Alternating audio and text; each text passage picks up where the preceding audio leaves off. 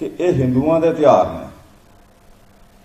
सो मैं बड़े क्लीयर दसदा, मैनू किसी दस देना, मैं Hindu religious calendar M Underhill की बुक है, CH बक की बुक है, faiths and fairs of India, ये किते हिंदुओं का त्यौहार ही है। हिंदू कभी भी विसाखी संग्राम में इकट्ठे नहीं होंगे। हुण क्योंकि भाई नंद लाल आपां पढ़िया नहीं,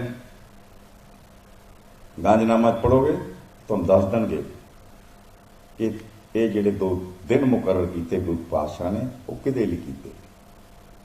तो मुसलमानां दे ये दिन ने, हिंदुआं दे ये दिन ने, तो सिखां दे ये दिन बना दिते गए। किस लिए? कि साध संगत इकट्ठी होवे, प्रभु की भगती च लीन होवे। सो एक ख्याल रखना, ये कोई हिंदू त्यौहार नहीं। ये डिटेल जी मैं किताब गुरु नानक शेख कैलेंडर पर लिख रहा, वो पूरा चैप्टर इन्होंने चीज़ों पर ही है। तो देखो जो CH बक है वो की लिखता है कि गुरु गोबिंद सिंह के टाइम तक आंदियां आंदियां गुरु गोबिंद सिंह ने अपने सिखां नूं सारे हिंदुओं के त्यौहारां ते रस्मां तो परे कर चुके सी। ये CH बक की किताब है, 100 साल पुरानी है। इंग्लैंड एक छपी किताब है अवतार एंड इनकारनेशन, जियोफ्री पिंदर की किताब, अच्छिया किताबां उन्होंने लिखियां। वो अवतार एंड इनकारनेशन लिखते हैं कि कृष्ण अवतार कोट करके कि गुरु साहब ने अवतारवाद जिहड़ा है अपने सिखां दे विचों खत्म कर दिता। एक अंग्रेज ऑथर नूं तां समझ लग गई, एक सिख के घर जन्मे बच्चे नूं ये समझ क्यों नहीं लगती कि तो तुसीं अपने नतीजे कढ लेना। कल आपां जिक्र कर रहे सी इतिहास का, क्योंकि जिन्ना चक मूल नूं ना पकड़िया जाए ना, बीमारी फड़नी मुश्किल होंदी। डॉक्टर भी पहला तुहाडे टेस्ट करा के देखदा कि बीमारी है कि दवाई फेर दिंदा। अज कंप्यूटर का जमाना है, कंप्यूटर के जमाने च असीं की करते हैं, कंप्यूटर खोलना पहला स्विच ऑन करीदा, स्विच ऑन करके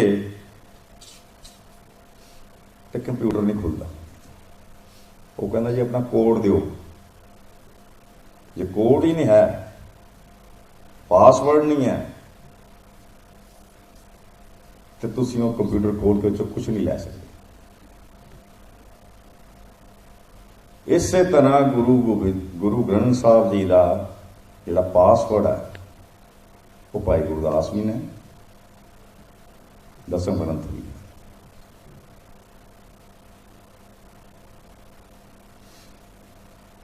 आज मैं कुछ जिहड़े स्रोत ने, क्योंकि बड़े गज वज के कहते कि कोई स्रोत ही है नहीं जिस दसम ग्रंथ का जिक्र हो,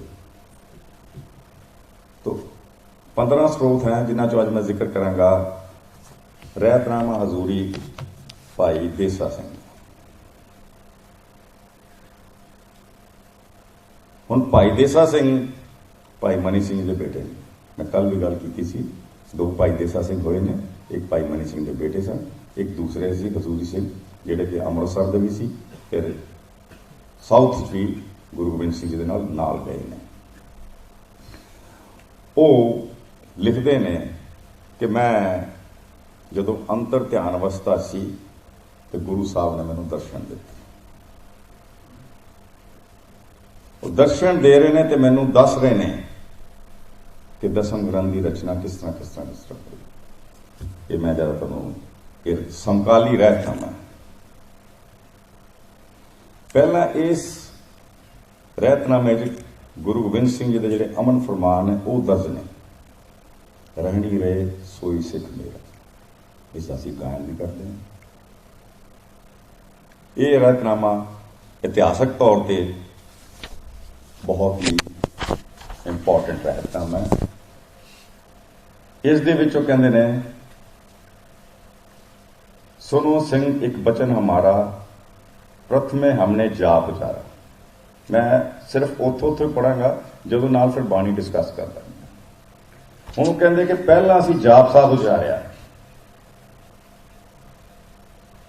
ਤੇ ਜਾਪ ਸਾਹਿਬ ਗੁਰੂ ਸਾਹਿਬ ਨੇ ਅਨੰਦਪੁਰ ਸਾਹਿਬ ਇਸ ਦੇ ਪ੍ਰਮਾਣ ਨੇ। ਪੌਂਟਾ ਸਾਹਿਬ ਜਾਣ ਤੋਂ ਪਹਿਲਾਂ 1685 ਪੌਂਟਾ ਸਾਹਿਬ ਜਾਂਦੇ ਨੇ, ਉਸ ਤੋਂ ਪਹਿਲਾਂ ਜਾਪ ਸਾਹਿਬ ਉਚਾਰਿਆ ਗਿਆ ਤੇ ਉਹ ਪਹਿਲੀ ਬਾਣੀ ਦਸਮਬੰਦੀ ਬਣਦੀ। ਉਸ ਦੇ ਪ੍ਰਮਾਣ ਉਹਦਾ ਕੱਲ ਵੀ ਜ਼ਿਕਰ ਕਰਾਂਗੇ। ਗੁਰੂ ਕੀ ਸਿਆਖਿਆਂ 'ਚ ਲਿਖਿਆ ਵੀ 1683-84 'ਚ ਰਚਨਾ ਉਚਾਰੀ ਔਰ ਇਹ ਇੰਨੀ ਕੁ ਪਪੂਲਰ ਹੋ ਚੁੱਕੀ ਸੀ ਇਹੀ ਰਚਨਾ ਕਿ ਗੁਰੂ ਸਾਹਿਬ ਜਦੋਂ ਪੌਂਟਾ ਸਾਹਿਬ ਜਾ ਰਹੇ ਨੇ ਤੇ ਉਹਨਾਂ ਨੂੰ ਇੱਕ ਕਮਰ ਕੱਸਾ ਜਿਹੜਾ ਬੈਲਟ ਦਿੱਤੀ। ਉਹ ਬੈਲਟ ਦੇ ਉੱਤੇ ਇੱਕ ਪਾਸੇ ਜਾਪ ਸਾਹਿਬ ਹੈ, ਦੂਸਰੇ ਪਾਸੇ ਜਪਜੀ ਸਾਹਿਬ ਹੈ ਔਰ ਉਹ ਬੈਲਟ ਗੁਰੂ ਸਾਹਿਬ ਨੇ ਭੰਗਾਣੇ ਦੇ ਯੁੱਧ 'ਚ ਵੀ ਪਾਈ ਤੇ ਬਚਿੱਤਰ ਨਾਟ ਫੇਰ ਜ਼ਿਕਰ ਕਰਦੇ ਨੇ। ਉਸ ਬੈਲਟ ਦਾ ਜ਼ਿਕਰ ਬਚਿੱਤਰ ਨਾਟ 'ਚ ਕਰਦੇ ਨੇ। ਜਬੇ ਬਾਣ ਲਾਗਿਓ ਤਵੇ ਰੋਜ਼ ਜਾਗਿਓ ਕਿ ਮੇਰੀ ਪੇਟੀ 'ਚ ਜਦੋਂ ਉਹ ਤੀਸਰਾ ਤੀਰ ਲੱਗਦਾ ਤਾਂ ਉਹਦੀ ਚੁੰਝ ਮੇਰੀ ਸਰੀਰ ਨੂੰ ਛੂਈ। ਹੁਣ ਮੈਨੂੰ ਦੱਸੋ ਕਿ ਵੀ ਜੇ ਕਿਸੇ ਬਾਹਮਣ ਨੇ ਲਿਖਿਆ ਉਹ ਭੰਗਾਣੇ ਦੇ ਯੁੱਧ 'ਚ ਲੜਨ ਗਿਆ ਸੀ, ਉਹੀ ਦੱਸ ਸਕਦਾ ਨਾ ਜਿਸ ਨੇ ਉੱਥੇ ਵਿਚਰਿਆ ਹੋਵੇ, ਲੜਾਈ ਲੜੀ ਹੋਵੇ, ਅੱਖੀ ਡਿੱਠਾ ਹਾਲ ਦੇ ਰਿਹਾ। ਸੋ ਜਾਪ ਸਾਹਿਬ ਗੁਰੂ ਸਾਹਿਬ ਦੀ ਰਚਨਾ ਤੇ ਨਾਲ ਹੀ ਬਚਿੱਤਰ ਨਾਟਕ ਆਪਣੀ ਕਥਾ ਗੁਰੂ ਸਾਹਿਬ ਦੀ ਰਚਨਾ ਸਿੱਧ ਹੋ ਗਈ।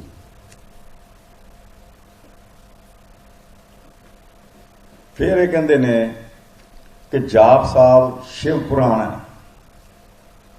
ਜੇ ਕਿਸੇ ਦੀ ਅਕਲ ਮੁੱਧੀ ਨਾ ਹੋਈ ਹੋਵੇ ਉਹ ਇਹੋ ਜਿਹੀ ਗੱਲ ਕਰ ਹੀ ਨਹੀਂ ਸਕਦਾ। ਉਸ ਖਰੜ ਗਿਆਨੀ ਨੂੰ ਮੈਂ 20 ਕੁਐਸਚਨ ਪਾਏ ਪੁਰਾਣ ਤੇ ਕਿ ਭਾਈ ਸ਼ਿਵ ਪੁਰਾਣ ਪੜ੍ਹਿਆ? ਪਹਿਲਾ ਕੁਐਸਚਨ, ਸ਼ਿਵ ਪੁਰਾਣ ਕਿਹੜੇ ਛੰਦ 'ਚ ਲਿਖਿਆ ਗਿਆ? ਸ਼ਿਵ ਪੁਰਾਣ 'ਚ ਕੋਈ ਛੰਦ ਨਹੀਂ ਹੈਗਾ ਵੈਸੇ, ਠੀਕ ਹੈ। ਸ਼ਿਵ ਪੁਰਾਣ ਕਿਹੜੇ ਛੰਦ 'ਚ ਲਿਖਿਆ ਗਿਆ? ਤੀਸਰਾ, ਪੁਰਾਣ ਦੇ ਲੱਛਣ ਕੀ ਹੁੰਦੇ ਨੇ? ਚੌਥਾ, ਕਿ ਸ਼ਿਵ ਪੁਰਾਣ ਦੇ ਵਿੱਚ ਜਿਹੜੇ ਸ਼ਿਵ ਦੇ ਕੀਰਤਨ ਨਾਮ ਜਾਂ ਕਰਮ ਨਾਮ ਦਿੱਤੇ ਨੇ ਉਹ ਕਿੰਨੇ ਕਿੰਨੇ ਜਿਹੜੇ ਜਾਪ ਸਾਹਿਬ 'ਚ ਮਿਲਦੇ ਨੇ? ਸਾਲ ਹੋ ਗਿਆ ਹਾਲੇ ਤੱਕ ਜਵਾਬ ਨਹੀਂ ਆ ਤੇ ਨਾ ਆਉਣਾ, ਕਿਉਂਕਿ ਆਪਾਂ ਮੂੰਹ ਹਿਲਾਉਣਾ ਵੀ ਸ਼ਿਵ ਪੁਰਾਣ ਹੈ, ਕੋਈ ਹੋਰ ਵੀ ਕਹਿ ਦਿੰਦਾ ਤੇ ਅੱਗੇ ਬੈਠੇ ਮੰਨਣ ਵਾਲੇ ਬੜੇ ਬੈਠੇ ਨੇ। ਹੁਣ ਮੈਂ ਇਸ ਦਾ ਤੁਹਾਨੂੰ ਦੱਸਦਾ ਕਿ ਜਿਹੜਾ ਧਾਰਮਿਕ ਗ੍ਰੰਥ ਨੇ ਇਹ ਹੈ ਕੀ ਚੀਜ਼ ਹੈ? ਜੇ ਅਸੀਂ ਕਹਿੰਦੇ ਹਾਂ ਵੀ ਇਹ ਰਿਵੀਲਡ ਬਾਣੀ ਹੈ, ਧੁਰਕੀ ਬਾਣੀ ਹੈ, ਤੇ ਧੁਰਕੀ ਬਾਣੀ ਕਿਹਦੀ ਹੋਈ? ਉਸ ਪਰਮ ਪਿਤਾ ਪਰਮਾਤਮਾ ਦੀ। ਤੇ ਹਰੇਕ ਗ੍ਰੰਥ ਦੇ ਵਿੱਚ ਪਰਮਾਤਮਾ ਦੇ ਕੀਰਤਨ ਨਾਮ ਤੇ ਕਰਮ ਨਾਮ ਦਿੱਤੇ ਨੇ। ਕੁਰਾਨ ਸ਼ਰੀਫ 'ਚ 99 ਨਾਮ ਨੇ ਅੱਲਾ ਦੇ, ਲੇਕਿਨ ਪ੍ਰਮੁੱਖ ਨਾਮ ਕੀ ਹੈ? ਅੱਲਾ। 98 ਦੂਸਰੇ ਨਾਮ ਨੇ। ਗੁਰੂ ਗ੍ਰੰਥ ਸਾਹਿਬ 'ਚ ਬੇਅੰਤ ਨਾਮ ਨੇ, ਲੇਕਿਨ ਪ੍ਰਮੁੱਖ ਨਾਮ ਸਤਨਾਮ ਹੈ। ਰਾਗ ਮਹਾਰਾਜ ਗੁਰੂ ਅਰਜਨ ਸਾਹਿਬ ਦਾ ਸ਼ਬਦ ਵੀ ਹੈ। ਇਸੇ ਤਰ੍ਹਾਂ ਬਾਈਬਲ 'ਚ ਬਹੁਤ ਨਾਮ ਦਿੱਤੇ ਗਏ ਨੇ, ਪਰ ਇੱਥੇ ਜਦੋਂ ਸਿਰਾ ਬਿਲਕੁਲ ਆਰਾਮ ਨਾਲ ਪਹਿਲੇ ਹੀ ਛੰਦ 'ਚ ਗੁਰੂ ਸਾਹਿਬ ਕਹਿ ਰਹੇ ਨੇ ਵੀ ਮੈਂ ਕਰਮ ਨਾਮ ਜਿਹੜੇ ਨੇ ਉਹਨਾਂ ਦਾ ਵਰਣਨ ਕਰਨ ਜਾ ਰਿਹਾ। ਪਰ ਪ੍ਰੋਬਲਮ ਇਹ ਹੈ ਕਿ ਸਾਡੀ ਜਿਹੜੀ ਹਿੰਦੂ ਪੰਡਤਰੀ ਸੀ ਨਾ ਉਹ ਇੰਨੀ ਕੁ ਚਲਾਕ ਸੀ ਕਿ ਉਹਨਾਂ ਨੇ ਜਿੰਨੇ ਵੀ ਪ੍ਰਮਾਤਮਾ ਦੇ ਨਾਮ ਪ੍ਰਚਲਿਤ ਸੀ, ਜਿੰਨੇ ਵੀ, ਉਹ ਸ਼ਿਵ ਪੁਰਾਣ ਤੇ ਵਿਸ਼ਨੂੰ ਪੁਰਾਣ 'ਚ ਪਾ ਦਿੱਤੇ ਨਾ। ਸਰ, ਸ਼ਿਵ ਸਹਿਸਰਨਾਮਾ ਤੇ ਵਿਸ਼ਨੂੰ ਸਹਿਸਰਨਾਮਾ। ਹੁਣ ਜਿਹੜੇ ਸ਼ੈਵ ਮਤ ਵਾਲੇ ਤੇ ਵੈਸ਼ਨਵ ਮਤ ਵਾਲੇ, ਉਹਨਾਂ ਦੀ ਆਪਸੀ ਜਿਹੜੀ ਲੜਾਈ ਹੈ ਕਿ ਮੇਰਾ ਜਿਹੜਾ ਇਸ਼ਟ ਆ ਉਹ ਵੱਡਾ, उन्होंने करता भी शिव के नाम 1008 कर दे, उन्होंने उधर करता 1000 नाम। सहस्रनामा तो तां ही बनता है, पर जे अंदरों पढ़ोगे तो तुसीं देखोगे शिव सहस्रनामा च विष्णु भी हैगा ते विष्णु सहस्रनामा शिव भी है, ते एक एक नाम 4-4 3-3 2-2 बारी दे के वो गिणती वधाई गई है। ते जे दोवें सहस्रनामे ले जान, शिव सहस्रनामा ते विष्णु सहस्रनामा ते जो 50 नाम मैं कढ़े ने जिहड़े कि दोवें गुरु ग्रंथ साहिब भी ते दसम ग्रंथ च भी है। डिटेल चाहिए होगी, मैं कोई भी जग्यासू नूं जरूरत होए तो मैं दे सकदा, ये भी दे सकदा भी किहड़े बंद च ने उधर जिहड़े शिव सहस्रनामा ते विष्णु सहस्रनामा। शिव सहस्रनामा, शिव पुराण, महाभारत, ये 3 जिहड़े सोर्स ने ये शिव दे नाम दिंदे ने, वखरे वखरे नाम, लेकिन उस महाकाल नहीं है, ये लेटर ओरिजिन है। क्योंकि रह गया ना कदों कोई कहता यार ये भी ला ही दो हुण, अमरकोश है वो भी है, वो भी नहीं दिते। हुण महाकाल उसका नाम नहीं है, पर असीं कहने जी महाकाल कालका आराधी आ गई, तो यह मतलब है गुरु साहब ने महाकाल भी आराध्या तो वह कालका जी दुर्गा वो भी आराधी। तो अगे आ जी लाइन है द्वै से एक हो गए, उत्थे तो फिर 3 बैठे ने, अगला सेंटेंस गलत हो जाता। चुभी रही चित प्रभ चरणन में, तो प्रभ किहड़ा गुरु ग्रंथ साहब वाला हो गया, शिव सहस्रनाम वाला, कुछ तो प्रभ है ही नहीं। रब लफज जिहड़ा है एक कुरान शरीफ चो। चलो मतलब कि उन्होंने साडे जिहड़े एक जदों साडा सिंह सभा मूवमेंट हुई 1984, इस च फायदा उठाया भी कि एक कारा होया तो तुसीं जहर उगलो भी हिंदू गंदे, हिंदू ब्राह्मण ये साडा नाश कर देंगे, RSS तो सानू खतरा है, सानू हिंदुओं का खतरा है, जे खालसे नूं किसी तो खतरा है तो फिर खालसे ने देश आजाद किवें करा लिया। वो जो चढ़ती कला का कंसैप्ट गुरु साहब ने दिता सी, वो हौला आहिस्ता आहिस्ता खत्म किया जा रहा है।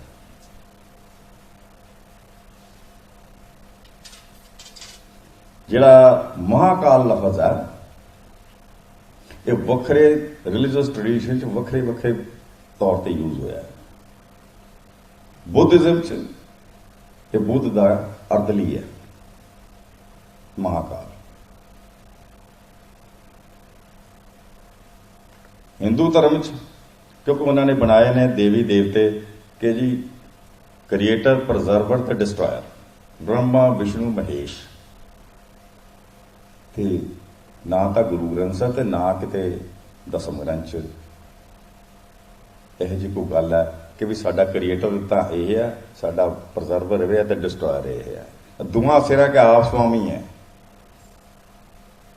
तो फिर इत्थे फिर परमात्मा लई यही जिहड़े कर्म नाम ने ये परमात्मा लई यूज हुए ने। उहदी जिक्र जे कहूँगा बहुत लंबा चौड़ा ने गुरु नानक देव जी जन्म साखियां एक्सप्लेन करते हैं। गुरु ग्रंथ साहब जिहड़ा शिव शक्ति का कंसैप्ट है वो बड़ा क्लीयरली एक्सप्लेन किया गया। पर साडे यह है कि भी एक वर्ड देख लो तो उन्होंने हिंदू करार कर दो तो लोगों च नफरत पैदा कर दो। हुण ये तो साबित हो गया कि जाप साहब गुरु साहब की पहली रचना है, तो दसम ग्रंथ की पहली रचना है। हुण असीं जपजी साहब की कहने हैं आद अनील अनाद, इधर अनील है। जब अनील क्या है, क्योंकि कृष्ण नीला उसका खंडन हो गया कि वो प्योर परफेक्ट अनील है जिससे कोई दाग नहीं, दाग है। जहां तक इन्होंने को भी भाई कोई डिक्शनरी जिहदे च तू देख के सारे अर्थ करदा है वो किते ਉਹਦਾ नाम दस दे, असीं भी वो देख लीए तो तेरे शाबाश तेनों दे दिए भी सानू कोई नवीं चीज़ दे रहे हो, या अपनी डिक्शनरी जी खास है बंद कर दो। क्योंकि इन्होंने वो पखंड किए ने ਗੁਰਤੇਜ ਸਿੰਘ ਹਰਾਂ ਨੇ 2200 ਕਿੰਨੇ ਪੇਜ ਦਾ ਦਸਮ ਗ੍ਰੰਥ ਦੇਖਿਆ ਜੀ, ਕਿ 2200 ਇੰਨੇ ਪੰਨਿਆਂ ਦਾ ਦਸਮ ਗ੍ਰੰਥ ਚੋਂ 70 ਪੇਜ ਸੰਨ 2000 ਦਾ ਟ੍ਰਿਬਿਊਨ ਚ ਉਹਦਾ ਆਰਟੀਕਲ ਹੈ, ਤੇ 2270 ਚੋਂ 2224 ਇੰਨੇ ਕੁ ਪੇਜ ਦਾ ਕਹਿ ਰਹੇ ਨੇ, ਤੇ ਇਹਦੇ ਚੋਂ ਇੰਨੇ ਸਿਰਫ ਨੇ ਪੇਜ ਜਿਹੜੇ ਉਹ ਪ੍ਰਮਾਣ ਹੈ, ਕਿ ਬਾਕੀ ਸਭ ਰਲ ਗੱਡ ਹੈ। ਤੇ ਮੈਂ ਉਹਨਾਂ ਨੂੰ ਪੁੱਛਿਆ ਜੀ, ਪਹਿਲੀ ਤੇ ਗੱਲ ਹੈ ਕਿ ਪੁਰਾਤਨ ਜਿਹੜੇ ਖਰੜੇ ਨੇ ਨਾ ਹੱਥ ਲਿਖਤ, ਉਹਨਾਂ ਸਿਰਫ ਪੰਨੇ ਲਿਖੇ ਜਾਂਦੇ ਨੇ, ਫੋਲੀਓ 2 ਪੇਜ ਦਾ ਇੱਕ ਫੋਲੀਓ, ਉਹ ਚਾਹੇ ਖੱਬੇ ਪਾਸੇ ਲਿਖਦੇ ਚਾਹੇ ਸੱਜੇ ਪਾਸੇ ਲਿਖ ਲੈਣ। ਤੇ ਪ੍ਰਿੰਟਡ ਲਿਥੋ ਕਾਪੀ ਜਿਹੜੀ ਪੱਥਰ ਦੇ ਛਾਪ ਦੇ ਵੀ ਕਿਤੇ 2200 ਕਿਸੇ ਪੇਜ ਨਹੀਂ ਆਏ। ਤੇ ਸਾਡੇ ਰਾਗੀ ਸਾਹਿਬ ਨੇ 450 ਚਰਿੱਤਰ ਦੇਖੇ ਨੇ, ਉਹ ਵੀ ਕੋਈ ਗ੍ਰੰਥ ਦੇ, ਇਹਦਾ ਮਤਲਬ ਕਿ ਇਹਨਾਂ ਨੂੰ ਗ੍ਰੰਥ ਕੋਈ ਅਲੱਗ ਹੀ ਦਿੱਤਾ ਆ ਜਿਸ ਚੋਂ ਇਹ ਜ਼ਿਕਰ ਕਰਦੇ ਨੇ। ਹੁਣ ਅੱਗੋਂ ਕਹਿੰਦੇ ਨੇ, ਪੁੰਨ ਅਕਾਲ ਉਸਤਤ ਜੇ ਕਹੀ, ਵੇਦ ਸਮਾਨ ਪਾੜ ਜੇ ਅਹੀ। ਹੁਣ ਅਗਲਾ ਅਕਾਲ ਉਸਤਤ ਹੈ। ਹੁਣ ਜਾਪ ਸਾਹਿਬ ਦਾ ਜਦੋਂ ਅਕਾਲ ਉਸਤਤ ਆਉਂਦੀ ਹੈ, ਇਹਦੇ ਚ ਕੋਈ ਆਪਾਂ ਨੂੰ ਪ੍ਰੋਬਲਮ ਤਾਂ ਨਹੀਂ, ਨਾ ਦੇਖਣ ਚ ਨਾ ਸੁਣਨ ਚ। ਤੇ ਮਿਸ਼ਨਰੀਆਂ ਨੇ ਤਾਂ ਅਕਾਲ ਉਸਤਤ ਦਾ ਟੀਕਾ ਵੀ ਕੀਤਾ, ਸਵਈਆਂ ਦਾ ਵੀ ਟੀਕਾ ਕੀਤਾ, ਤੇ ਦੂਸਰੀ ਰਚਨਾ ਜਿਹੜੀ ਹੈ ਇਹ ਪੌਂਟਾ ਸਾਹਿਬ ਚ ਆਈ। ਇਹ ਪਰਮ ਪਿਤਾ ਪਰਮਾਤਮਾ ਦੀ ਉਸਤਤ ਹੈ, ਅਕਾਲ ਉਸਤਤ। ਹੁਣ ਜੇ ਅਕਾਲ ਉਸਤਤ ਹੈ ਕਿ ਯਾਰ ਹੈ ਤਾਂ ਗੁਰੂ ਸਾਹਿਬ ਨੇ ਕਿਹਾ ਇਹ ਅਕਾਲ ਪੁਰਖ ਹੈ, ਤੇ ਅਕਾਲ ਪੁਰਖ ਦੀ ਉਸਤਤ ਜਿਹੜੀ ਹੈ ਉਹਨੂੰ ਹੁਣ ਕਿਵੇਂ ਖੰਡਨ ਕਰੀਏ? ਉਹ ਸਿੱਧਾ ਹੀ ਰੱਖੋ, ਸਾਰਾ ਕੁਝ ਬਾਹਰ ਕੱਢ ਦੋ ਵੀ ਹੈ ਹੀ ਕੁਝ ਨਹੀਂ। ਇਹ ਦੂਸਰੇ ਨੰਬਰ ਤੇ ਹੈ। ਤੇ ਨਾਲ ਇਹਨੂੰ ਕੀ ਕਿਹਾ ਗਿਆ? ਇਸ ਦਾ ਗਿਆਨ ਵੇਦ ਸਮਾਨ ਹੈ। ਵੇਦ ਕੋਈ ਹਿੰਦੂਆਂ ਦਾ ਗ੍ਰੰਥ ਨਹੀਂ, ਕਿਸੇ ਵੇਦ 'ਚ ਹਿੰਦੂ ਲਫ਼ਜ਼ ਨਹੀਂ ਯੂਜ਼ ਹੋਇਆ। ਵੇਦ ਵਿਦਿਆ ਤੋਂ ਸੰਸਕ੍ਰਿਤ ਵਰਡ ਹੈ ਕਿ ਗਿਆਨ ਦਾ ਸੋਮਾ ਹੈ। ਹੁਣ ਜਿਹੜੇ ਦਿਮਾਗ ਹੀ ਜਿਹੜਾ ਉਹ ਖਰੜ ਗਿਆਨੀ ਹੋਵੇ, ਬਜਰ ਕਪਾੜ ਉਹਨੂੰ ਖੁੱਲ੍ਹਣੀ ਹੀ ਨਹੀਂ, ਤੇ ਉਹਦੇ 'ਚ ਵਿਚਾਰਾ ਗਿਆਨ ਕਿੱਥੋਂ ਚਲੇ ਜਾਏਗਾ? ਉਹ ਤਾਂ ਡੰਡਾ ਲਾ ਕੇ ਬਾਹਰ ਬੈਠਾ ਵੀ ਅਗਲ ਅੰਦਰ ਹੀ ਵੜਨ ਦੇਣੀ। ਫਿਰ ਉਹਨਾਂ ਨੇ ਇਹਦੇ 'ਚ ਜ਼ਿਕਰ ਕਰਦੇ ਨੇ, ਪੁੰਨ ਬਚਿੱਤਰ ਨਾਟ ਬਣਾਇਓ, ਸੋੜ ਬੰਸ ਜੈ ਕਥਾ ਸੁਣਾਇਓ। ਅਗਲੀ ਫਿਰ ਬਚਿੱਤਰ ਨਾਟ ਹੈ, ਤੀਸਰੀ ਜਿਹੜੀ ਰਚਨਾ ਉਹ ਬਚਿੱਤਰ ਨਾਟਕ ਸ਼ੁਰੂ ਹੋ ਜਾਂਦੀ ਆਪਣੀ ਕਥਾ। ਇਹਦੇ ਪਹਿਲੇ 7 ਅਧਿਆਏ ਜਿਹੜੇ ਨੇ ਉਹਦਾ ਆਪਾਂ ਜ਼ਿਕਰ ਕਰ ਲਈਏ ਕਿ ਪਹਿਲੀ ਜਿਹੜੀ ਹੈ ਇਨਵੋਕੇਸ਼ਨ ਮੰਗਲਾਚਰਨ, ਤੇ ਮੰਗਲਾਚਰਨ ਦੇ 101 ਛੰਦ ਨੇ, ਤੇ ਦੁਨੀਆ ਦੇ ਕੋਈ ਐਸਾ ਗ੍ਰੰਥ ਨਹੀਂ, ਕੋਈ ਐਸੀ ਰਚਨਾ ਨਹੀਂ ਜਿਸ ਦੇ ਉੱਤੇ ਐਡੀ ਵੱਡੀ ਮੰਗਲਾਚਰਣੀ ਹੋਵੇ। 1-2 ਲਾਈਨਾਂ ਦੀ ਵੰਦਨਾ ਕਰਕੇ ਮੰਗਲਾਚਰਨ ਹੋ ਗਿਆ ਤੇ ਰਚਨਾ ਸ਼ੁਰੂ ਹੋ ਜਾਂਦੀ ਹੈ। ਹੁਣ ਇੱਥੇ ਦੇਖੋ ਗੁਰੂ ਸਾਹਿਬ ਦੀ ਰੇਂਜ ਜਿਹੜੀ ਹੈ ਕਿ ਅਕਾਲ ਉਸਤਤ ਲਿਖ ਕੇ ਤੇ ਮੰਗਲਾਚਰਨ ਕਾਲ ਜੀ ਕੀ ਉਸਤਤ ਹੈ। ਇਹ ਬਹੁਤ ਵੱਡਾ ਭੇਦ ਹੈ। ਕਾਲ ਜੀ ਕੀ ਉਸਤਤ ਦੀ ਕਿਉਂ? ਅਕਾਲ ਉਸਤਤ ਹੀ ਕਰ ਸਕਦੇ ਸੀ ਉੱਥੇ ਜਿਹੜਾ ਮੰਗਲਾਚਰਨ ਹੈ। ਕਿਉਂ? ਕਿਉਂਕਿ ਜਿਹੜੇ ਇਹ ਅਵਤਾਰੀ ਪੁਰਸ਼ ਹੋਏ ਜਿਨ੍ਹਾਂ ਨੂੰ ਕਿ ਇਹ ਸਾਰੇ ਲੋਕ ਰੱਬ ਦੇ ਤੌਰ ਤੇ ਪੂਜਦੇ ਸੀ, ਜਿਹਦਾ ਜ਼ਿਕਰ ਆਪਣੀ ਕਥਾ 'ਚ ਵੀ ਗੁਰੂ ਸਾਹਿਬ ਨੇ ਕੀਤਾ। ਗੁਰੂ ਨੇ ਕਿਹਾ ਇਹ ਕਾਲ ਖਾਸ ਨੇ, ਇਹ ਕਾਲ ਦੇ ਵਸ ਨੇ, ਇਹ ਰੱਬ ਨਹੀਂ। ਫਿਰ ਉਹ ਸ਼ਬਦ ਦੁਆਰੇ ਜਾ ਕੇ ਦੁਹਰਾਉਂਦੇ ਨੇ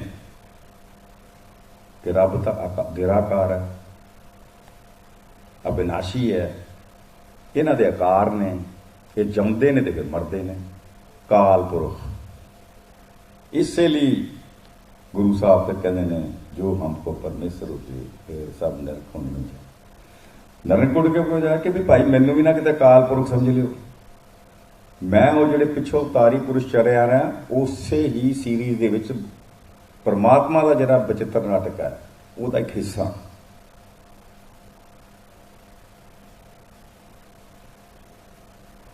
ਦੂਸਰਾ ਜਿਹੜਾ ਅਧਿਆਇ ਹੈ ਉਹਦੇ ਚੋਂ ਬਚਿੱਤਰ ਨਾਟਕ ਦਾ ਸਾਰਾ ਪਲਾਨ ਦਿੱਤਾ ਜਾ ਰਿਹਾ ਹੈ। ਅਸੀਂ ਇਸ ਨੂੰ ਪੜ੍ਹਦੇ ਨਹੀਂ ਕਿਉਂਕਿ ਸਿਰਫ ਨਾਂ ਹੀ ਦੇਖੋ ਤੇ ਰੌਲਾ ਪਾ ਦਿਓ। ਦੂਸਰੇ ਅਧਿਆਇ ਦੇ ਵਿੱਚ ਪਲਾਨ ਦਿੱਤਾ ਗਿਆ ਵੀ ਇਸ ਬਚਿੱਤਰ ਨਾਟਕ 'ਚ ਕੀ ਕੀ ਲਿਖਿਆ ਜਾਏਗਾ। वो लिखा गया। तीसरे च फिर वो बंस वर्नर ने, बंस वर्नर की है जिहड़ी ऑटोबायोग्राफी हुंदी है, ये काव रूपी जिहड़ी ऑटोबायोग्राफी है ना, ये उहदा सिद्धांत है, उहदा विधान है कि जिहड़ा बंदे ने अपनी ऑटोबायोग्राफी लिखनी है वो उहदे लई सब तो पहला अपना वंश का वर्णन करेगा, कि गुरु साहब ने की।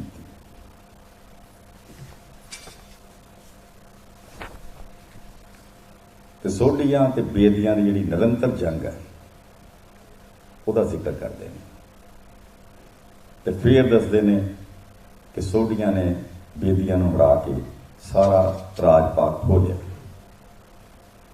पर अखीर ते सोढियां ने सब कुछ त्याग के बेदियां नूं राज थी उन्होंने समझने की कोशिश करी। हुण उस तो बाद जदों गुरु साहब कहते हैं कि इन्हां ने कलयुग च इन्हां नूं बेदियां ने सोढियां नूं देना है, हुण वो दसो कि गुरु रामदास नूं आके दिता नहीं गया राज, ते वो पट्टां दे सवैये भी उसकी प्रौढ़ता करते तो भाई गुरदास भी बोल, हूँ जा के ये भाई गुरदास तो गलत हो सकता है, तो इधर गुरु ग्रंथ साहब भी गलत है। जे गुरु ग्रंथ साहब ही अपना गुरु मनते, असीं तो नहीं कहते भी किसी ने, हाले तक मेरा नहीं ख्याल है किसी भी राइटर ने जिन्ने भी होए ने हुण तक दसम ग्रंथ के हक च लिखने वाले, गुरु साहब नाल जुड़ के लिखने वाले, किसी ने यह नहीं कहा भी गुरु साहब ने जिहड़ी गुरगद्दी है गुरु ग्रंथ साहब नूं नहीं दित्ती ते दसम ग्रंथ नूं दित्ती। फिर अगला जिहड़ा अध्याय है वो शुरू हुंदा अकाल पुरख बाच। इस कीट प्रति तुसी पोइट दी जिहड़ी ना ह्यूमिलिटी देखो, अकाल पुरख बाच। किसी भी हिंदी दे पोइट ने, हिंदू पोइट ने अज तक लफज वव्वा की जगह बब्बा नहीं बचे। कब बाज कवि नहीं है, कब बाज जी लैंग्वेज तो स्टाइल होती है ना, वो तो बड़ा कुछ उत्थों ही परखिया जाता है। हुण वो अपना जन्म वर्णन दसदे तो उन्होंने मिशन की है, वो जो मिशन दे रहे हैं गुरु साहब, जो गुरु साहब ने मिशन दिता है परमात्मा वालों कि जो उन्होंने कॉल आती है भी तुसी मात लोग जाके एक पंथ की चलाना है। हुण उसका जिक्र कौन कौन कर रहे हैं? 14-15 राइटर ने, राइटर नहीं कहना मैं बल्कि स्रोत ने। कवि सैनापत गुरसोभा च कर रहा है, जो दसम ग्रंथ गुरु साहब 6वें अध्याय च कर रहे हैं। 1711 च कोय सिंह गुरबिलास पातशाही 10वीं 1752 ये हो रहा है। सुक्खा सिंह गुरबिलास पातशाही 10वीं 1797 ये हो रहा है। स्वरूपदास भल्ला महिमा प्रकाश 1774 ये हो रहा है। कवि संतोख सिंह सूरी प्रकाश कर रहे हैं। बाबा सुमेर सिंह श्री गुरपत प्रेम प्रकाश 1825 कर रहे हैं। ज्ञानी ज्ञान सिंह गुरतीरथ संग्रह कर रहे हैं। भाई वीर सिंह जी कलगीधर चमत्कार कर रहे हैं। वीर सिंह बाल सिंह सागर कर रहा है। तो एक Anglo Indian writer Duncan Greenlees the gospel of Guru Granth साहब वो कर रहे हैं। एक एंग्लो इंडियन थियोसॉफिकल सोसाइटी का जोड़ा ऑथर है वो दसम ग्रंथ पढ़ के ते साडे सोर्स पढ़ के किसी नतीजे ते पहुंच जाता है, लेकिन सानू उत्थे पहुंचना मुश्किल हो जाता है। हुण अगे चलदे हां जी। अगे जिहड़ा इसे बचित्र नाटक दे विच आ रहा है जिहड़ा युद्ध गुरु साहब ने कीते। पौंटा साहब जाते हैं, आनंदपुर छड़ के पौंटा साहब जा रहे हैं। पौंटा साहब तो नाहन जा रहे हैं। नाहन तो आके पौंटा साहब शहर वसाया, भंगाणी का युद्ध लड़िया। ठीक हुण जे यह प्रमाणिक नहीं, यदा मतलब कि नाहन का गुरुद्वारा भी प्रमाणिक नहीं, पौंटा साहब का दरबार साहब, पीरगढ़ी साहब, जिहड़ा मंत किरपाल दास का जी शिलाओ गुरुद्वारा हो गया, एक नवा हुण रंथांपार लभ्या ओह, ते भंगाणी साहब, ये सारे गुरुद्वारे भी इतिहासक ने। फिर गुरु साहब जिक्र करते हैं बीबी वीरू जी के पुत्रां जो उन्होंने लड़े। विद्या विचारी ता पर उपकारी विद्या विचारी तां पर उपकारी। ਸਰਬੱਤ ਸਾਧ ਸੰਗਤ ਦੇ ਸਹਿਯੋਗ ਨਾਲ ਗੁਰੂ ਨਾਨਕ ਮਲਟੀਵਰਸਿਟੀ ਵੱਲੋਂ ਪੰਜਾਬ ਵਿੱਚੋਂ ਅਗਿਆਨਤਾ ਦਾ ਹਨੇਰਾ ਦੂਰ ਕਰਨ ਲਈ ਸਹਿਜ ਪਾਠ ਕਰਨ ਵਾਲੇ ਬੇਸਹਾਰਾ ਅਤੇ ਲੋੜਵੰਦ ਹੁਸ਼ਿਆਰ ਬੱਚਿਆਂ ਨੂੰ ਪੜ੍ਹਾਈ ਕਰਵਾਉਣ ਲਈ ਐਜੂਕੇਟ ਪੰਜਾਬ ਪ੍ਰੋਜੈਕਟ ਸ਼ੁਰੂ ਕੀਤਾ ਗਿਆ ਹੈ।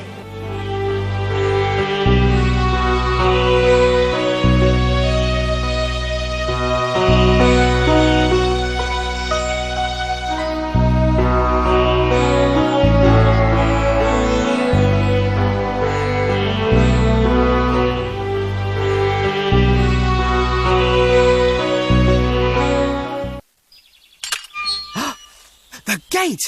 That must be the Poor Post delivery. Lots of great gifts for me. Oh, I wonder what it's going to be this month.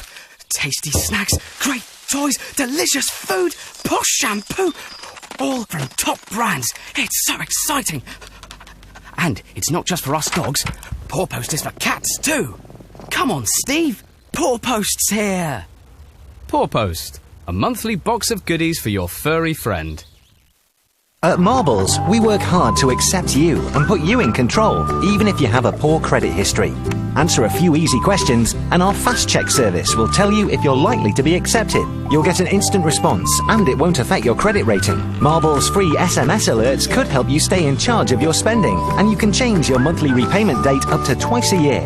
Marbles' Classic card has a manageable credit limit from £250 up to £1,200. So get your application rolling at marbles.com today. Hey Rachel, that overtime we planned for this week, doesn't look like we need you for those extra hours now. Sorry. I really needed to make up the hours. I didn't ask for the flu last week. I need help. Quick, think.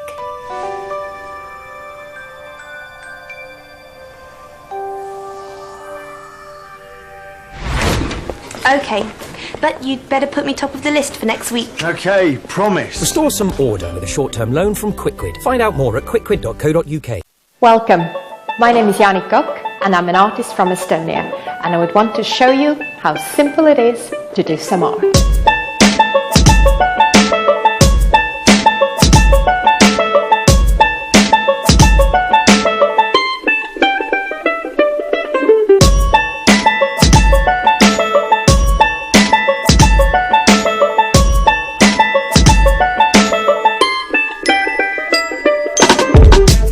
Watch Art Class with Janika, only on Seek Channel.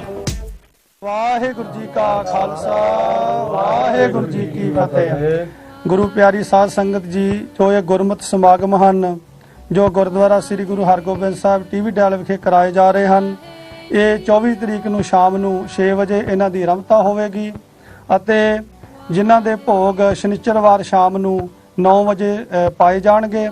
ਇਸ ਗੁਰਮਤਿ ਸਮਾਗਮ ਦੇ ਅੰਦਰ ਭਾਈ ਗਿਆਨੀ Banta Singh ji India ਤੋਂ ਅਤੇ ਗਿਆਨੀ Gurpreet Singh ji California ਵਾਲੇ, ਗਿਆਨੀ ਨਰਿੰਦਰ ਸਿੰਘ ਜੀ ਵਿਧੀ ਚੰਦ ਵਾਲੇ, ਭਾਈ Kamaljit Singh ji ਵਾਣਚੜੀ, doctor ਅਨਰਾਜ Singh, ਭਾਈ ਮਨਜੀਤ ਸਿੰਘ ਜੀ ਇਹ ਬੁਲਾਰੇ ਪਹੁੰਚ ਰਹੇ ਹਨ।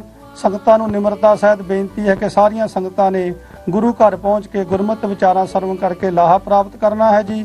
ਇਹ ਜੋ ਸਾਰਾ ਪ੍ਰੋਗਰਾਮ ਹੈ ਇਹਦੀ ਕਵਰੇਜ ਸਿੱਖ ਚੈਨਲ ਕਰੇਗਾ। ਵਾਹਿਗੁਰੂ ਜੀ ਕਾ ਖਾਲਸਾ ਵਾਹਿਗੁਰੂ ਜੀ ਕੀ ਫਤਿਹ। ਆਪ ਦਾ ਜਿਹੜਾ ਸੁਭਾਅ ਹੈ ਇਹ ਬੇਪਰਵਾਹ ਵਾ। ਪੰਜਾਬ ਬਿਲਕੁਲ ਸੜਿਆ ਪਿਆ ਨਸ਼ਿਆਂ ਦੇ ਵਿੱਚ। ਜਿਹੜਾ ਨਸ਼ਾ ਹੈ ਬਹੁਤ ਮਹਿੰਗਾ, ਔਰ ਇੱਥੋਂ ਤੱਕ ਕਿ ਕਈ ਵਾਰ ਬੰਦਾ ਆਪਣੇ ਘਰ ਦੇ ਭਾਂਡੇ ਵੇਚਣ ਲੱਗ ਪੈਂਦਾ ਹੈ। ਦੇਖਦਾ ਜੀ ਆਪਣੇ ਮੁਹੱਲਿਆਂ 'ਚ ਹੀ ਆ, ਪਰ ਕਿਸੇ ਦੀ ਹਿੰਮਤ ਨਹੀਂ ਮੋੜਨ ਦੀ।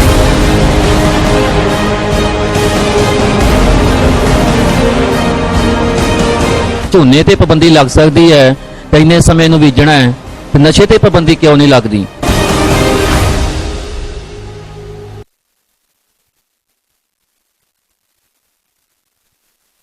ਲੜੀ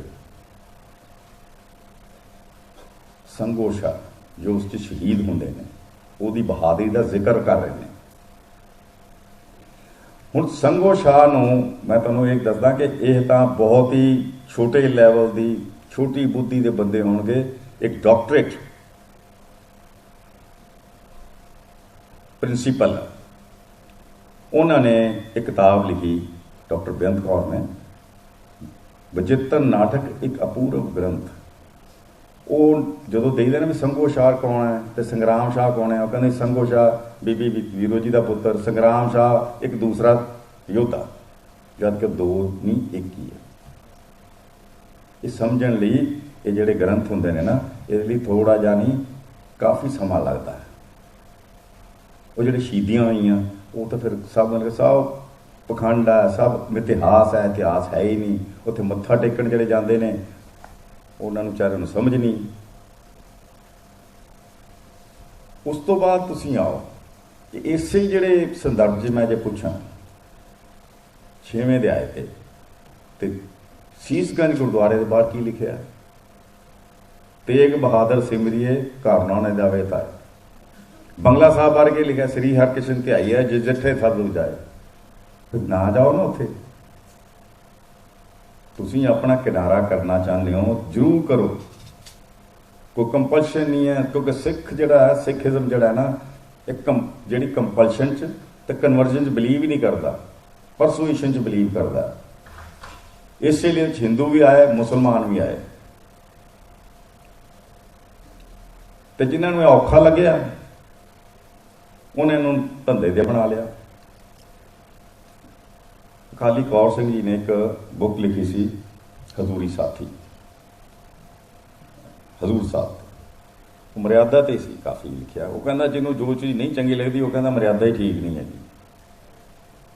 ਦੇਖੋ ਕਿੰਨੀ ਸਾਲ ਪੁਰਾਣੀ ਕਿਤਾਬਾਂ ਨੇ, ਉਹਨਾਂ ਨੇ ਉਹਨਾਂ 'ਚ ਜ਼ਿਕਰ ਕਰ ਗਏ। ਕਿਉਂ ਪਤਾ ਸੀ? ਕਿਉਂਕਿ ਇਹ ਤ੍ਰਿਕਾਲ ਦ੍ਰਿਸ਼ਟੀ ਹੁੰਦੀ ਨੇ, ਜਿਹੜੇ ਇਹ ਜਿਹੇ ਭਗਤ ਹੁੰਦੇ ਨੇ, ਤ੍ਰਿਕਾਲ ਦ੍ਰਿਸ਼ਟੀ ਹੁੰਦੇ, ਉਹਨਾਂ ਨੂੰ ਪਤਾ ਹੁੰਦਾ ਵੀ ਅੱਗੋਂ ਕੀ ਹੋਣਾ। ਹੁਣ ਦਸਮ ਗ੍ਰੰਥ ਦੀ ਆਪਣੀ ਕਥਾ ਜਿਹੜਾ 14ਵਾਂ ਅਧਿਆਇ ਹੈ, ਉਹਦੇ ਅਖੀਰ 'ਚ ਗੁਰੂ ਸਾਹਿਬ ਕੀ ਕਹਿ ਰਹੇ ਨੇ ਕਿ ਮੈਂ ਆਪਣੀ ਕਥਾ ਦੇ ਬਾਅਦ ਮੈਂ ਚੰਡੀ ਚਿੱਤਰ ਰਚਨੇ। ਠੀਕ ਹੈ, ਪ੍ਰਥਮੇ ਦੇਵ ਚਿੱਤਰ ਕੋ ਕਹਾ, ਪਹਿਲੇ ਚੰਡੀ ਚਿੱਤਰ ਬਣਾਏ। ਇਸ ਤੋਂ ਬਾਅਦ ਮੈਂ ਚੰਡੀ ਚਿੱਤਰ ਰਚਨੇ। ਉਹ ਅਗਲੀ ਰਚਨਾ ਕੀ ਹੈ? ਚੰਡੀ ਚਿੱਤਰ ਹੀ ਹੈ। ਇਹ ਰਚਨਾ ਵੀ ਪੌਂਟਾ ਸਾਹਿਬ ਹੀ ਰਚੀ ਗਈ। ਮੈਂ ਇੱਕ ਦਿਨ ਪੂਰਾ ਚੰਡੀ ਚਿੱਤਰ ਤੇ ਲਾਉਣਾ ਕਿ ਮਾਰਕੰਡੇ ਪ੍ਰਾਣ ਤੇ ਦੇਵੀ ਭਾਗਵਤ ਪ੍ਰਾਣ ਤੇ ਇਹਨਾਂ 'ਚ ਫਰਕ ਕੀ ਹੈ। ਉਹ ਪੁਰਾਣ ਦਾ ਟ੍ਰਾਂਸਲੇਸ਼ਨ ਨਹੀਂ ਹੈ। ਫਿਰ ਗੁਰੂ ਸਾਹਿਬ ਨੇ ਉਹਦੇ 'ਚ ਲਿਖਿਆ ਜਿਹੜਾ ਰਹਿਤਨਾਮੇ 'ਚ ਕਿ ਬਈ ਉਸ ਤੋਂ ਬਾਅਦ ਮੈਂ ਗਿਆਨ ਪ੍ਰਬੋਧ ਲਿਖਿਆ, ਜੋ ਗਿਆਨ ਦਾ ਸਾਗਰ ਹੈ। ਇਹ 1687 'ਚ ਪੌਂਟਾ ਸਾਹਿਬ ਹੀ ਲਿਖੀ ਗਈ। ਫਿਰ ਉਹ ਕਹਿੰਦੇ ਕਿ ਉਸ ਤੋਂ ਬਾਅਦ 24 ਅਵਤਾਰ ਬਣਾਏ। ਤੇ ਇਹ ਦਸਮ ਗ੍ਰੰਥ ਦੇ ਜੇ ਅਸੀਂ ਖੋਲ ਕੇ ਦੇਖੀ, ਅਗਲੇ ਕਰਮ 24 ਅਵਤਾਰ ਹੀ। ਪਰ 24 ਅਵਤਾਰ ਦੇ ਵਿੱਚ ਸਾਰੇ ਦੇ ਸਾਰੇ ਅਵਤਾਰ ਉੱਥੇ ਨਹੀਂ ਲਿਖੇ ਗਏ। ਰਾਮ ਅਵਤਾਰ ਜਿਹੜਾ 1698 'ਚ ਅਨੰਦਪੁਰ ਸਾਹਿਬ ਕੰਪਲੀਟ ਹੋਇਆ, ਉਹਦੀ ਡੇਟ ਗੁਰੂ ਸਾਹਿਬ ਨੇ ਉਹਦੇ ਜਿੱਥੇ ਇੱਕ ਸਮਾਪਤੀ ਹੈ ਉਹਦੇ 'ਚ ਕੀਤੀ ਹੈ ਹਾੜਵਦੀ 1 1755, ਜੋ ਬਣਦੀ ਜੂਨ 14 1698 ਦਿਨ ਮੰਗਲਵਾਰ। ਠੀਕ ਹੈ, ਇਸੇ ਤਰ੍ਹਾਂ ਇਸ ਦਾ ਜਿਹੜਾ ਦੋਹਰਾ, ਜੋ ਆਖਰੀ ਦੋਹਰੇ ਦੇ ਵਿੱਚ ਕੀ ਕਹਿੰਦੇ ਨੇ ਗੁਰੂ ਸਾਹਿਬ? ਸਗਲ ਦੁਆਰ ਕੋ ਛਾੜ ਕੇ ਗਏ ਤੁਹਾਰੋ ਬਾएं ਗਏ ਕਿ ਲਾਜਸ ਗੋਬਿੰਦ ਦਾਸ ਦੁਆਰ। ਸਾਰੇ ਦਸਮ ਗ੍ਰੰਥ ਦੇ ਵਿੱਚ ਗੋਬਿੰਦ ਲਫ਼ਜ਼ ਇੱਕੋ ਵਾਰੀ ਆਇਆ ਹੈ, ਸਾਰੇ ਦਸਮ ਗ੍ਰੰਥ ਦੇ ਵਿੱਚ। ਉਹ ਐਸ ਦੋਹਰੇ ਵਿੱਚ ਹੈ। ਹੁਣ ਗੋਬਿੰਦ ਦਾਸ ਜਿਹੜਾ ਨਾਮ ਹੈ ਗੁਰੂ ਗੋਬਿੰਦ ਸਿੰਘ ਦਾ, ਇਹ ਗੁਰੂ ਤੇਗ ਬਹਾਦਰ ਸਾਹਿਬ ਦੇ 2 ਹੁਕਮਨਾਮੇ ਨੇ, ਉਹਨਾਂ 'ਚ ਉਹਦਾ ਜ਼ਿਕਰ ਆਉਂਦਾ। ਮੈਂ ਕਿਸ ਦਿਨ ਅਰੇਂਜ ਹੋਏਗਾ ਤਾਂ ਪਵਾ ਕੇ ਦਿਖਾਂਗਾ। ਇਹ 2 ਹੁਕਮਨਾਮੇ ਨੇ। गोविंद दास की बधाई। दूसरे, जिन सिख गोविंद दास के ऊपर धन खर्च किया सेवा थाए पाई। हुण जहाँ तक एक ये भी एक पता हुक्मनामे ते भी आए ने साडे है सिख बड़े वधिया कवि ते राइटर भी, वो कहते जी हुक्मनामे सारे नकली ने। तो मैं तुसीं किहड़े असली प्रोफैसर हो? ਠੀਕ ਹੈ ਨਾ। ਮੂੰਹ ਨਾਲ ਤਾਂ ਮੈਂ ਕਹਿ ਦਾਂਗਾ ਤੁਸੀਂ ਨਹੀਂ ਹੈਗੇ, ਜ਼ਿੰਦਗੀ 'ਚ ਪੈਦਾ ਹੀ ਨਹੀਂ ਹੋਏ। ਹੁਕਮਨਾਮਾ ਗੁਰੂ ਤੇਗ ਬਹਾਦਰ ਸਾਹਿਬ ਦਾ, ਉਹ ਉਸ ਚੀਜ਼ ਦਾ ਪ੍ਰਮਾਣ ਦਿੰਦੇ ਨੇ ਕਿ ਗੋਬਿੰਦ ਦਾ ਨਾਂ ਗੋਬਿੰਦ ਦਾਸ ਸੀ। ਤੇ ਇਸ ਦੀ ਜਿਹੜੀ ਰਚਨਾ 1698 'ਚ ਹੋ ਰਹੀ ਹੈ, ਜੂਨ 14, 9-10 ਮਹੀਨੇ ਖਾਲਸਾ ਸਾਜਣ ਤੋਂ ਪਹਿਲਾਂ। ਤੇ ਗੁਰੂ ਸਾਹਿਬ ਦਾ ਨਾਂ ਉਦੋਂ ਹੀ ਗੋਬਿੰਦ ਸਿੰਘ ਪਿਆ ਨਾ। ਡੇਟ ਵੀ ਕਨਫਰਮ ਹੋ ਗਈ, ਰਚਨਾ ਵੀ ਕਨਫਰਮ ਹੋ ਗਈ।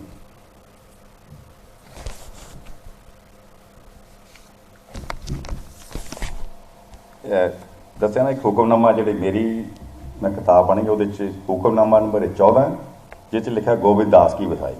पटना गुरु का घर है, संगत की बौड़ी होगी, संगत सेवा गोविंद दास की करती है। ओके, हुक्मनामा 19 नंबर है। अगों गुरु साहब कह रहे ने किस तो बाद मैं दत्तात्रेय का अवतार दे रहा। तो दत्तात्रेय के कुछ जोड़े गुरु साहब के हथ लिखित पेज ने वो साढ़े कोल मौजूद ने, मेरे ब्लॉग पर भी हैं, लोग देख सकते हैं उत्ते। ਹੁਣ ਦੱਤਾਤਰੇय ਦਾ ਜਿਹੜਾ ਅਵਤਾਰ ਹੈ ਤੇ ਪਾਰਸਨਾਥ ਅਵਤਾਰ, ਇਹ ਸ਼ਿਵ ਦੇ ਅਵਤਾਰ ਬਣਾਏ ਗਏ ਨੇ ਦਸਮ ਗ੍ਰੰਥ ਦੇ ਵਿੱਚ, ਪਰ ਪੁਰਾਣਾ 'ਚ ਨਹੀਂ ਹੈ। ਪੁਰਾਣਾ 'ਚ ਸ਼ਿਵ ਦੇ ਅਵਤਾਰ ਨਹੀਂ। ਜਿਵੇਂ ਭਾਈ ਗੁਰਦਾਸ ਜੀ ਜਿਹੜੇ 6 ਦਰਸ਼ਨ ਨੇ ਨਾ, ਉਹ ਦੱਸਦੇ ਨੇ ਕਿ ਵੀ ਇਹ ਜਿਹੜਾ ਦਰਸ਼ਨ ਹੈ ਅਥਰਵ ਵੇਦ 'ਚੋਂ ਲਿਆ। ਕੋਈ ਦੁਨੀਆ ਦਾ ਇਤਿਹਾਸਕਾਰ ਜਿਸਨੇ ਵੀ ਹਿੰਦੂਇਜ਼ਮ 'ਤੇ ਲਿਖਿਆ ਹੈ ਉਹ ਸਾਨੂੰ ਇਨਫੋਰਮੇਸ਼ਨ ਨਹੀਂ ਦਿੰਦਾ, ਜੋ ਇਨਫੋਰਮੇਸ਼ਨ ਭਾਈ ਗੁਰਦਾਸ ਦਿੰਦੇ ਨੇ। ਜੇ ਨਿਰਾਲਾ ਪੰਥ ਸੀ ਨਾ, ਤਾਂ ਕੋਈ ਨਿਰਾਲੀਆਂ ਗੱਲਾਂ ਵੀ ਉਹਨੇ ਕਰਨੀਆਂ ਸੀ, ਨਿਰਾਲੇ ਗ੍ਰੰਥ ਵੀ ਦੇਣੇ ਸੀ, ਨਿਰਾਲੀ ਫਿਲਾਸਫੀ ਵੀ ਦੇਣੀ ਸੀ। ਉਹ ਟਰਮ ਉਹੀ ਰਹਿੰਦੀ ਹੈ, ਟਰਮ ਉਹੀ ਰਹਿੰਦੀ ਹੈ, ਤੇ ਉਹਦਾ ਮਤਲਬ ਜਿਹੜੇ ਨੇ ਉਹ ਕਿਵੇਂ ਬਦਲਦੇ ਨੇ, ਉਹ ਇੱਕ ਅਲੱਗ ਵਿਸ਼ਾ ਹੈ। ਜਿਹੜੇ ਖੱਟ ਦਰਸ਼ਨ ਨੇ, ਸਿੱਖ ਹਿੰਦੂ ਸਿਸਟਮ ਦੇ ਨੇ, ਉਹਦੇ 'ਚ ਇੱਕ ਟਰਮ ਦਾ ਇੱਕ ਮੀਨਿੰਗ ਨਹੀਂ ਹੈ, ਸਾਰਿਆਂ 'ਚ ਅਲੱਗ ਅਲੱਗ ਨੇ। ਹੁਣ ਇਹ ਜਿਹੜੇ ਦੱਤਾਤਰੇय ਅਵਤਾਰ ਔਰ ਪਾਰਸਨਾਥ ਅਵਤਾਰ, ਇਹਨਾਂ ਦੇ ਵਿੱਚ ਜਿਹੜੇ ਵਿਸ਼ਨ ਪਦੇ ਨੇ ਉਹ ਰਾਗਾਂ 'ਚ ਨੇ, 20 ਰਾਗਾਂ 'ਚ ਨੇ।